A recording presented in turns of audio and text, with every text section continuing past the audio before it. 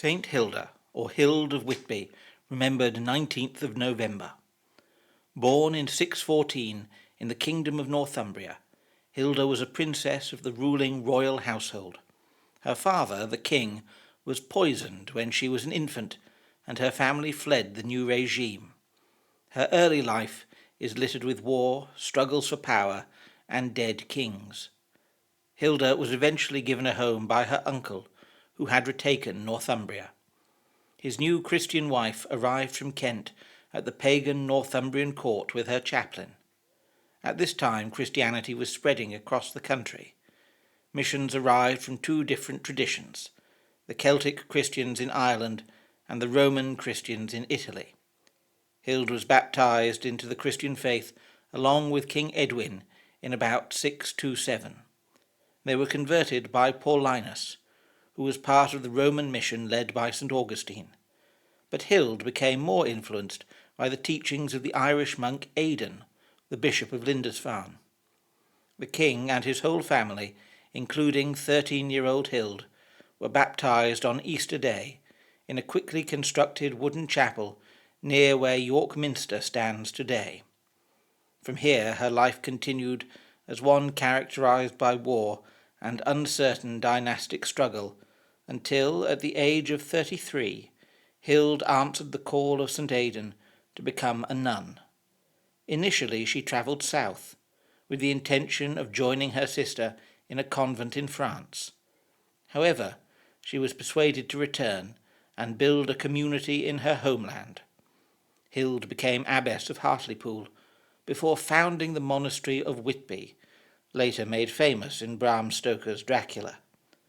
The current ruins are much later than Hild's abbey, which was built in the Celtic style, with dwellings built for 2 to 3 people, all assembled around a central church, with monks and nuns living together and even marrying and raising families, rather like a Christian village.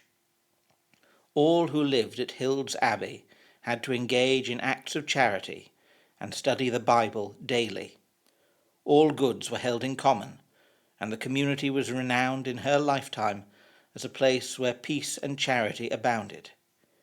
It was here that the Synod of Whitby was held, with Hild as host, to decide the date for Easter, which was celebrated at different times by the Celtic and Roman Christians.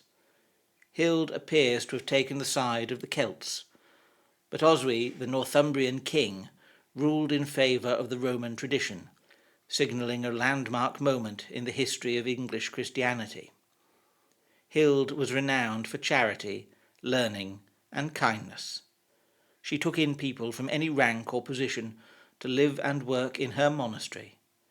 Famously, the abbey provided an education for any who sought it, and an orphan boy who herded cattle that Hild took in later became the most renowned Northumbrian poet of the time, Saedimon, the first English poet whose name we know. There are legends that she turned a plague of snakes into stone, but this is a local legend that comes long after the time of Hilda, used to explain the large number of Ammonites in the area. Hild died at the age of 66, after 6 years of ill health.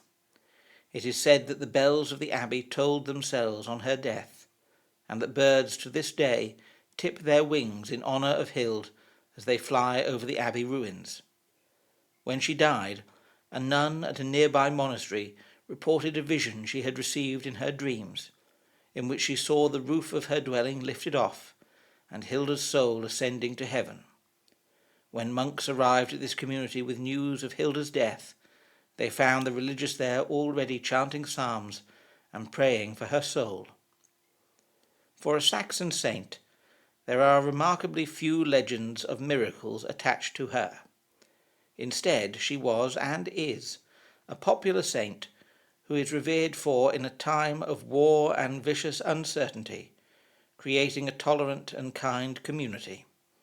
An abbess who cared for all, whose advice was sought by kings, who educated ploughboys, and spoke of the wonder of God to all around her. St. Hilda is remembered on the 19th of November.